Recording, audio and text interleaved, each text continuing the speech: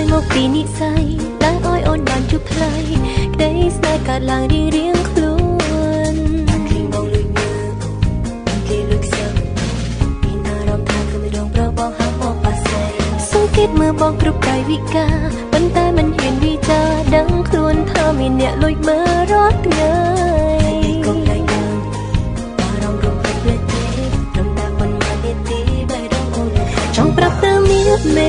អូនក៏មានចិត្តដែរបែរដងទុនទិញលងស្នេហ៍បងដែរថ្លៃចង់ប្រាប់ពីការពិតចំណើទីគេងគិតច្រើនថ្ងៃអនមកអូននឹងសឹបដាប់ដល់មានមេអូនយកព្រមហើយណាអូនយកព្រមរៀបការចង់មានគ្រួសារដែល sweet ដូចបងឆ្លើយដល់តែរាប់លានដងចំឡើយចេញពីបេះដូងពិតហើយណា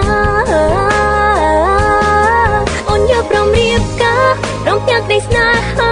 ជីវិតជីវ៉ាចង់ជួបនឹងបងសន្យាអូនណាស្នេហ៍ស្នំដែលយើងទាំងពីរទូរូបបេះដូងស្រឡាញ់គ្នារៀងរាល់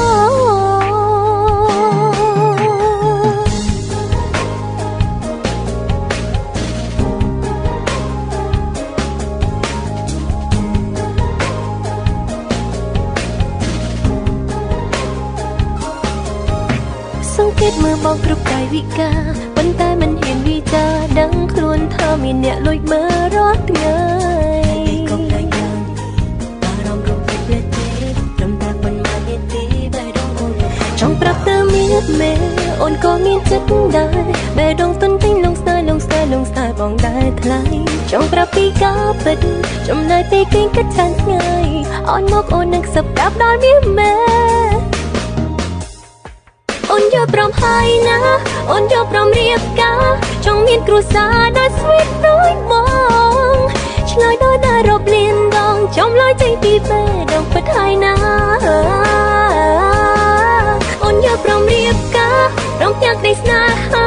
ជីវិតជីវ៉ាចង់ជួបនឹងបងសន្យាអូនណាស្នេហ៍ស្នំដែលយើងទាំងពីរទូរូបបេះដូងស្រឡាញ់គ្នារៀងរាល់